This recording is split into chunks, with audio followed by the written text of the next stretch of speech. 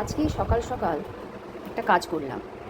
কাজটা হচ্ছে, কিছু গাছের পাতাগুলো অনেক বড় হয়ে গেছিলো, তো আমি একটু কাটিং করেছি গাছটা দেখাবো আপনাকে পরে।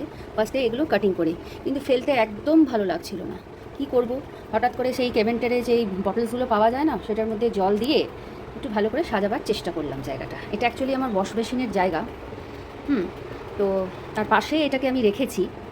আর এই একটা প্লান্টস রেখেছি, এর পাতাগুলো খুব মোটা, ভেঙে ভেঙে যায়, এই যে ভেঙে যাচ্ছে, খুব মোটা মোটা, মানে জল মানে খুব কম নেয় ও। জল স্টোর করে রাখে, আর মানে একটুখানি মানে হাতে লাগলেই, একেবারে ধাক্কা লাগলেই টুক করে ভেঙে যাবে। যাই হোক, এখানে রেখেছি।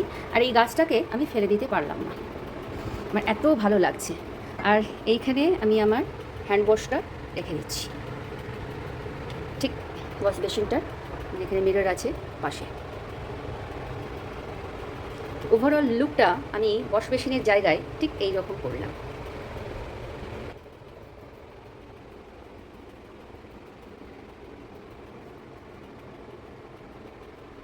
কেমন লাগছে পাতাগুলো না, আমার একদম ফেলতে ভালো লাগলো না।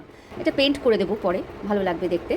তারপরে ওইটার মধ্যে একটু জল দিয়ে, একটা ছোট্ট ম্যাট ছিল আমার, এটা ক্রুশের, এই গড়িয়াহাট থেকে কিনেছি।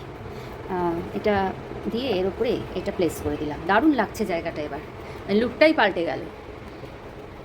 আর এদিকে এই গাছটাও রেখেছি।